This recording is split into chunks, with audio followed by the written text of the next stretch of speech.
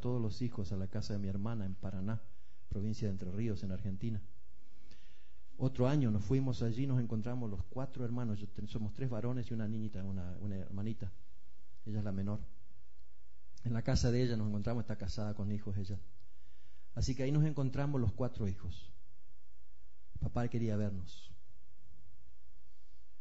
Esto fue como un año después que yo le pedí, que lo perdoné, no es que le pedí perdón, yo lo perdoné a mi papá. No le dije, papá, vengo a perdonarte. Yo lo perdoné, fui allí a su casa y hice un proceso emocional, un proceso en mi mente y en mi corazón de perdonarlo totalmente. Y por la gracia de Dios yo sé que lo perdoné totalmente a mi papá. Y entonces al año siguiente él nos llama y nos pide perdón a todos los hijos. Era una experiencia inolvidable, porque ahí estábamos en un cuarto, papá y los 4 hijos con nuestras esposas o esposo, en el caso de mi hermana. Y papá fue uno por uno pidiendo perdón.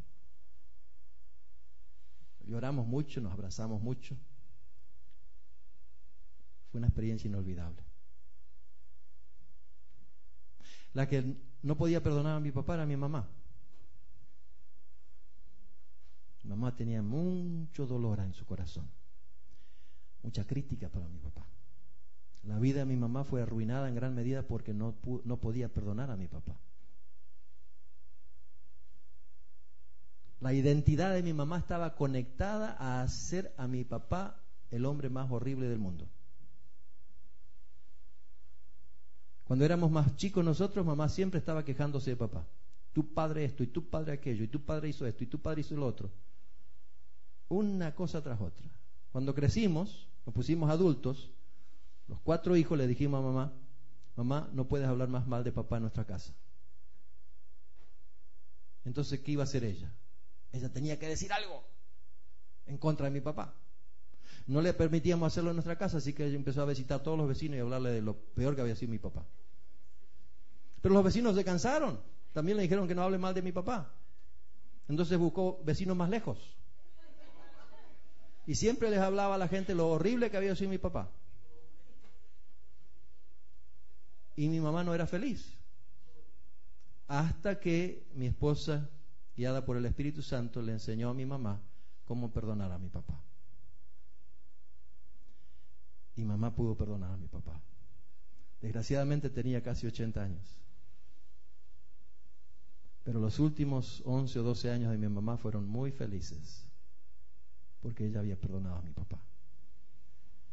Es muy importante saber perdonar. ¿Crees tú que es importante? No solamente de palabras, realmente. Y eso es lo que queremos aprender hoy, ¿verdad? Porque es fácil decirte perdono, pero no quiero verte más. Perdonar y amar a la persona que te hizo mal, eso es lo que Dios quiere. Eso no quiere decir que tienes que vivir con un abusador, pero tienes que perdonar al abusador. Tienes que amar al abusador. Eso no es posible a no ser que el Espíritu Santo lo haga en ti.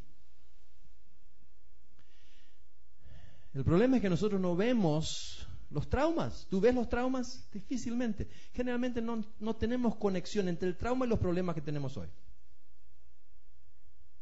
No hacemos la conexión entre estos métodos que tengo de enfrentar la vida con los traumas que tuve antes. No los conectamos.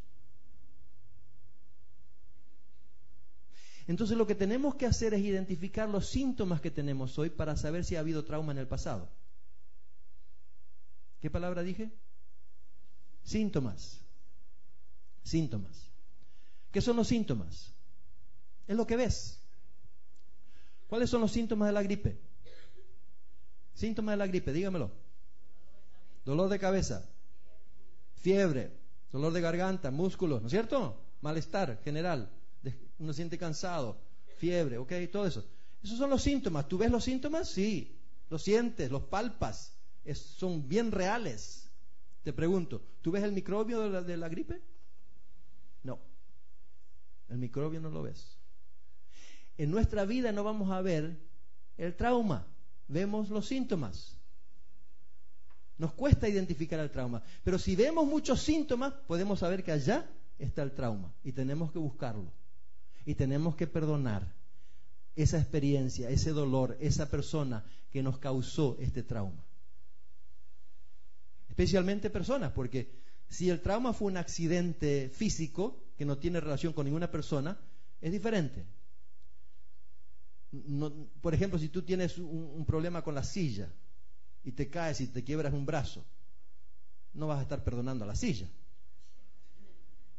Pero si una persona está envuelta en tu dolor, hay que perdonar a la persona. Hay que identificar eso, ¿ok? Entonces tenemos que identificar los síntomas. Nota esta cita que está dada por una doctora. Esta doctora dice así: las características sintomáticas de adultos que han sido abusados cuando niños incluye desórdenes postraumáticos y disociativos combinados con depresión, síndromes de ansiedad y adicciones. Estos síntomas incluyen, escucha bien, ahora vienen 16 puntos. Quiero que tú en tu mente marques aquellos que se aplican a tu vida. ¿Entiendes lo que estoy diciendo? No hace falta que escribas, pero sí en tu mente, haz un checkmark, ¿ok? Una marquita. Esto se aplica a mi vida. Si no tienes ninguno de estos síntomas, quiero conocerte. Dime, yo no tengo nada, porque tú serías una de las primeras personas que no tienen estos síntomas, ¿ok? Porque todos tenemos síntomas de este tipo, ¿ok? Así que no te sientas molesta si tienes varios de estos, ¿ok?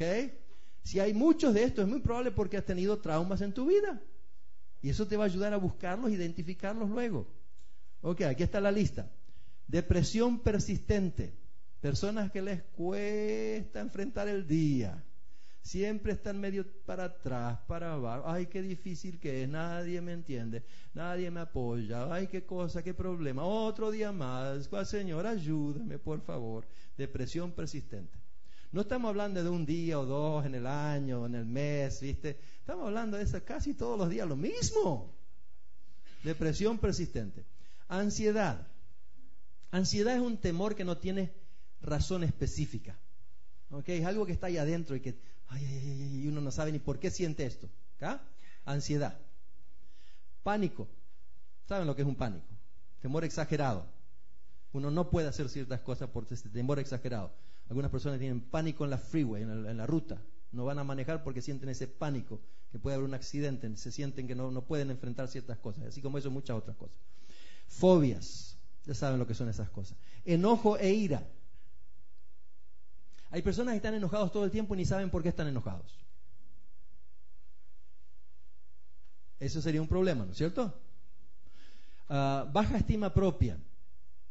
Estamos hablando de personas que tienen una estima propia tan baja que siempre están diciendo: nadie me quiere, no puedo, tengo problemas con todo el mundo, ay, qué terrible que es la vida. Y siempre están con esa estima propia por el suelo.